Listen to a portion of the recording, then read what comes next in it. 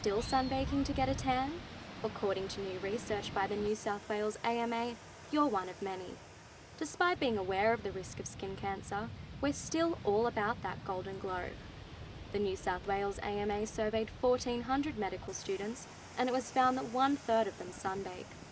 President of AMSA, Elise Boyson, says that this sample of medical students is representative of the attitude Australia's younger population has towards sunbaking. What we found really interesting is that that was quite aligned with population figures of what people who are age matched do. So most people who are in that age group who aren't medical students sunbake at kind of the same levels. So to us that says that maybe even when people are really well educated about the concerns about tanning, that there's still something that motivates them to do it regardless, and they're not acting on the information that they have. 20-year-old Nicole O'Brien loves tanning and being tanned. My whole life I've pretty much just sunbaked, and because I don't want to be on myself, but I have olive skin, and so I just had in my head that I won't be a risk to skin cancer or anything like that. So I don't know, I just kind of don't even think about it when I'm tanning. If I'm not at work, I'll probably be at the beach or even in my backyard. When we use the phrase healthy glow, we're suggesting that a tan enhances one's appearance and is a sign of good health.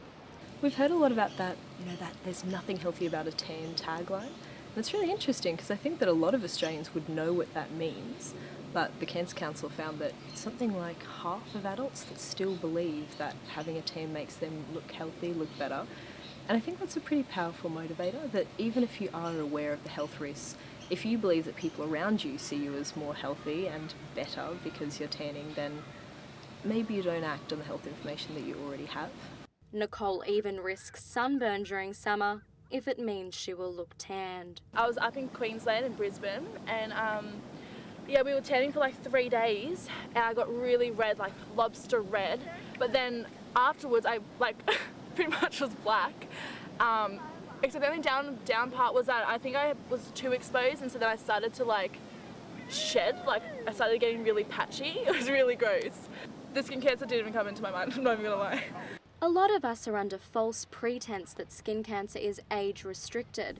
Alicia Brooks from the Cancer Institute of New South Wales says melanoma is the most common cancer affecting young Australians. Because we know that overexposure to the sun is responsible for 95 to 99% of skin cancer or melanoma in Australia, we know that that is what can affect young people in Australia. And because melanoma is the most common cancer also affecting young people in Australia, we know that they definitely are at risk, but there's a few easy things that they can do to protect themselves from this risk.